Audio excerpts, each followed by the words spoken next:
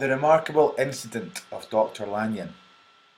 Time ran on. Thousands of pounds were offered in reward for the death of Sir Danvers, was resented as a public injury, but Mr Hyde had disappeared out of the ken of the public as though he had never existed.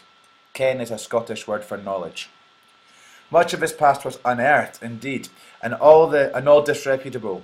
Tales came out of the man's cruelty, at once so callous and violent, of his vile life, of his strange associates, of the hatred that seemed to have surrounded his career, but of his present whereabouts, not a whisper. So in the time that Hyde disappeared, lots of people have started coming forward, talking about the horrible things that he would do. From the time he had left the house in Soho on the morning of the murder, he was simply blotted out, and gradually, as time drew on, Mr Utterson began to recover from the hotness of his alarm, and to grow more at quiet with himself. The death of Sir Danvers was, to his way of thinking, more than paid for by the disappearance of Mr Hyde. Now that the evil influence had been withdrawn, a new life began for Dr Jekyll. He came out of his seclusion, renewed relations with his friends, became once more their familiar guest and entertainer. And whilst he had always been known for charities, he was now no less distinguished for religion. He was busy, he was much in the open air, he did good, his face seemed to open and brightened as if with an inward consciousness of service, and for more than 2 months the doctor was at peace. So basically Mr Hyde had disappeared, and upon this disappearance Dr Jekyll's really come out of his shell again. He seems healthy, he seems happy, he's doing charity, he's back into his religion. The doctor was at peace. On the 8th of January, Utterson had dined at the doctor's with a small party. Lanyon had been there, and the face of the host had looked from one to the other as in the old days when the trio were inseparable friends. So Dr Lanyon, Mr Utterson and Dr Jekyll were all together. On the 12th and again on the 14th, the door was shut against the lawyer. The doctor was confined to the house, Poole said, and so no one. On the 15th he tried again, and he was again refused, and having now been used to the last 2 months to see his friend almost daily, he found this return of solitude to weigh upon his spirits. So Utterson's been used to seeing his best mate, or his old best friend Jekyll, for 2 months, going to parties, having dinners, hanging out with him and Dr Lanyon, and then all of a sudden, what do we see? All of a sudden, we see Dr Jekyll beginning to be more seclusive, and he's not admitting anyone. He's not letting any of his friends see him. He's telling Poole to simply say that he's busy of some reason or other. The 5th night, he had in guest to dine with him, and the 6th he betook himself to Dr Lanyon's. So the 5th night, Utterson had guest in, and then the 6th he went to Dr Lanyon's. There at least he was not denied admittance, but when he came in, he was shocked at the change which had taken place in the doctor's appearance. He had his death warrant written legibly upon his face. The rosy man had grown pale, his flesh had fallen away, he was visibly balder and older, and yet it was not so much these tokens of a swift physical decay that arrested the lawyer's notice, as a look in the eye and quality of manner that seemed to testify to some deep-seated terror of the mind. And the idea obviously being there that he's completely changed. You know, the three of them are all happy, then all of a sudden Dr Jekyll doesn't see Utterson or Lanyon for 2 weeks. Utterson goes round to see Lanyon on the 5th day and sees he's a completely changed man. Something has taken complete control of him. And it says there that some deep-seated terror of the mind. It was unlikely that the doctor should fear death, and yet that was what Utterson was tempted to suspect. Yes, he thought, he is a doctor, he must know his own state and that his days are counted, and the knowledge is more than he can bear. And yet, when Utterson remarked on his ill looks, it was with an air of great firmness that Lanyon declared himself a doomed man. I have had a shock, he said, and I shall never recover. It is a question of weeks. Well, life has been pleasant. I liked it. Yes, sir, I used to like it. I sometimes think if we knew all, we should be more glad to get away. Implying that if we knew all the secrets of the human nature, condition and soul, we would be all too happy to die.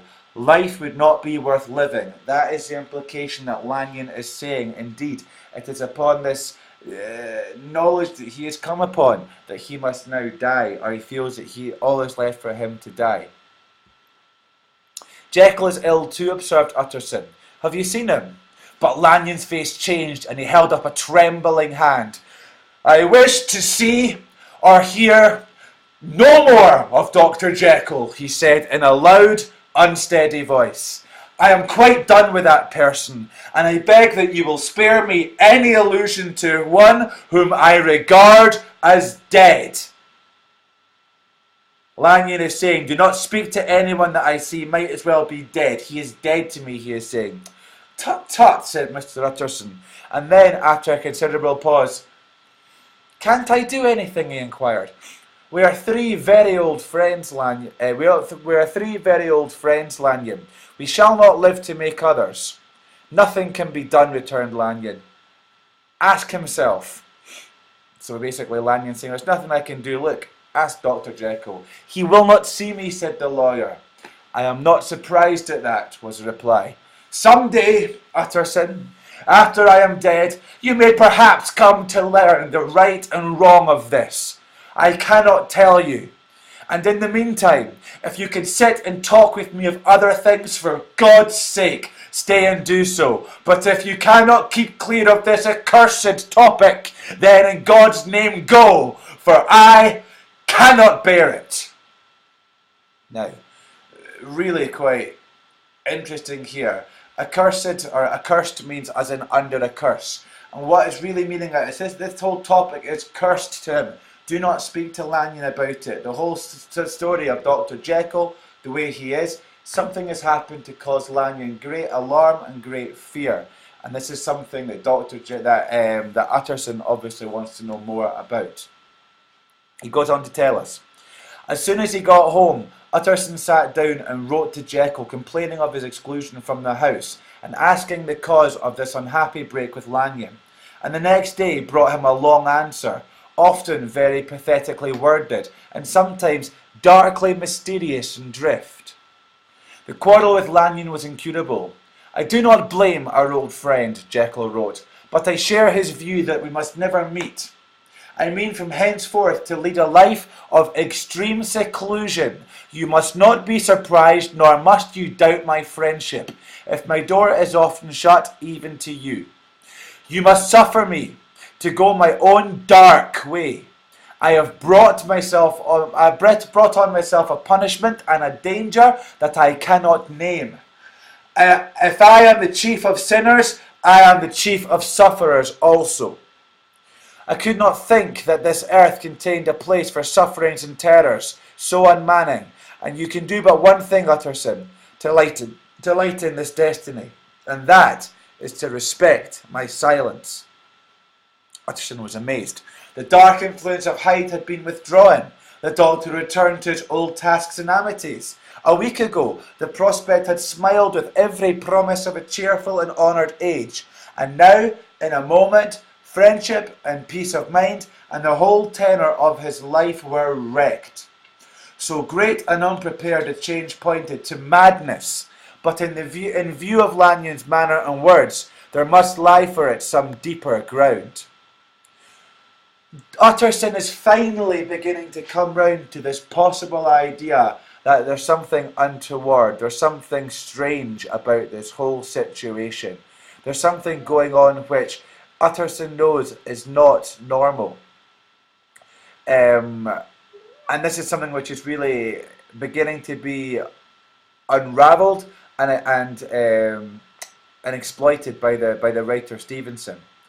And it's important because up until this point in the story, Lanyon's main significance to it had been his function as a representative of reason. Lanyon was a man who regarded Jekyll's experiments as, to quote, scientific balderdash, meaning it's absolute rubbish. Scientifically, there's no rhyme nor reason for any of Jekyll's theories to be true. Absolute rubbish. He's seen as a man, a rational man in science, in direct opposition to these ideas of superstition and fantasy. This balderdash that Dr. Jekyll seems to be perpetrating to his friends and his colleagues. What we now see Lanyon's role shift, the character has shifted. He is now a precursor, almost an experience of some sort of evil. He's experienced evil possibly more than anybody else than Dr. Jekyll in the novella thus far. He is now an agent of change. Dr. Lanyon changes the narrative. His strange beings, his strange illness, absolute change in his manner, this idea that everything he's worked for and lived for all his life is now suddenly be changed. Lanyon is now testament to the evil that is permeating the whole novella. It is taking over him. He is in a rapture of the evil that permeates the whole novella. A week afterwards, Dr. Lanyon took to his bed, and in something less than a fortnight, he was dead, just like he prophesied. The night after the funeral, at which he had been sadly affected, Utterson locked the door of his business room, and sitting there by the light of a melancholy candle, drew out and set before him an envelope addressed by the hand and sealed with the seal of his dead friend. Private, for the hands of G.J. Utterson alone, and in case of his predecease, to be destroyed unread, which means basically this letter is only for Utterson. If he dies, destroy it. Do not read it. As we're told, so it was emphatically superscribed, and the lawyer dreaded to behold the contents. I have buried one friend today, he thought. What if this should cost me another? And then he condemned the fear as a disloyalty and broke the seal. Within there was another enclosure, another envelope, likewise sealed, and marked upon the cover as not to be opened till the death or disappearance of Dr. Henry Jekyll. Now, this is strange. Beforehand, only Utterson's known about this will, the idea that, if anything happens to Jekyll, if he were to die or within his disappearance, after 3 months to transfer everything to Mr. Hyde. Now we have more confirmation. What we now have is a letter written in the hand of his good friend, Dr. Lanyon, within which another letter, there's a letter and another letter, within which explicitly says that it should not be open till the death or disappearance of Dr. Henry Jekyll. Utterson is now intrigued. It goes on to tell us, Utterson could not trust his eyes. Yes, it was disappearance. Here again, and in the mad will which he had long ago restored to his author, here again were the idea of a disappearance and the name of Henry Jekyll bracketed. But in the will, the idea had sprung from the sinister suggestion of the man Hyde. It was set there the purpose all too plain and horrible. Written by the hand of Lanyon. What should it mean? So beforehand, when he'd seen this, he thought, right, Hyde's put Jekyll up to it, or there's been some sort of bad nature here. This is for Hyde to get all of Jekyll's belongings and things, all of his money. Now, however, because it's written by Dr. Lanyon, Utterson's now thinking, well, what is it? Lanyon doesn't want to take all of Jekyll's money, so there must be some sort of reason or something to this.